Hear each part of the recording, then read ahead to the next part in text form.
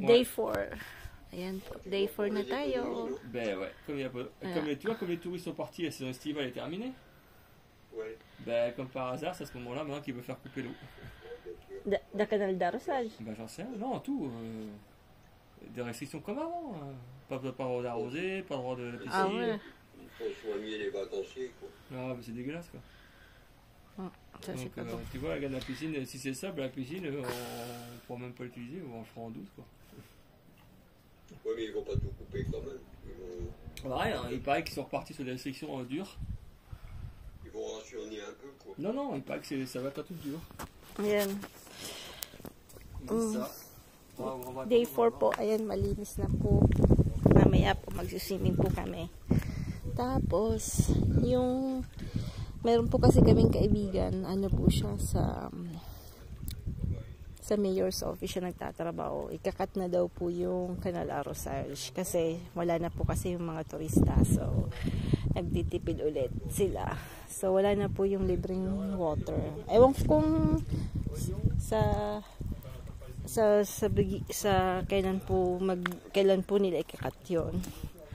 Tapos, kasi po yun, yung prefecture po yung nag-order nun kung hindi na daw pwedeng magdilig ng mga grass, ganon, or something. So, ayan po. Buti na lang po nalinis agad ni Frank tong swimming pool. Pero yung swimming pool naman kasi hanggang October lang yan. Tapos after, minsan nga September, end of September, malamig na dito. So, talagang medyo, ngayon malang kasi ngayon mainit pa talaga, as in sobrang init pa talaga, kaya pwede pang maglangoy-langoy dyan ba. Pero kami naman po malapit kami sa dagat, so tomorrow nga po pupunta kami sa dagat. Ayan, inano lang niya po yan, filtration niya ulit, filtration, tapos hindi na po siya ulit naglagay ng ng chlorine. Basta lagi lang po lininis niya ulit ng brush.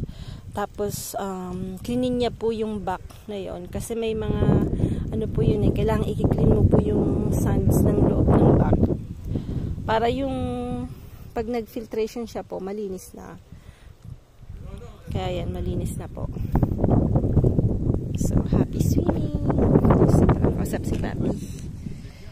Tapos ito, natapos niya na rin yung sa kalaban ng raisins. Ayan.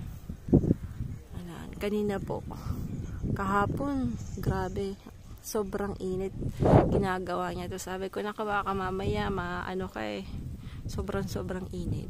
53 na rin si Frank. So ayan, pag dito po kasi sa France talagang wala kang pwedeng babayaran, lahat po talaga ikaw, sarili mo, matututo po kayong mag-DIY. Kasi dito, once na mag-hire ka ng someone, ang bilis po ng money. Ang mahal-mahal po yung dito, yung bayad sa mga tao. So, lahat po dapat marunong ka talagang gumawa. Matututo ka talaga.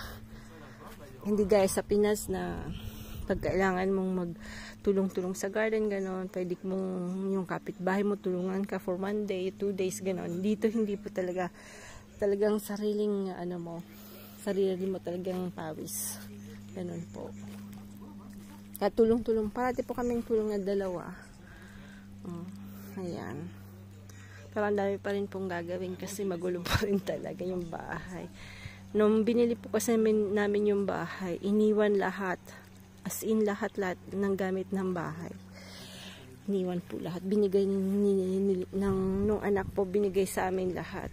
Sabi niya kasi wala siyang time na kuhanin or hindi niya man-use kasi mayaman po sila. So, iniwan talaga lahat po. Halos lahat. Kinuha niya lang yung mga personal things at mga personal na parang memories. Pero halos lahat po talaga, almost 90% iniwan niya po lahat. Pati yung mga pwede nang ibasura, iniwan niya po lahat. Ayan po. Small story about this house.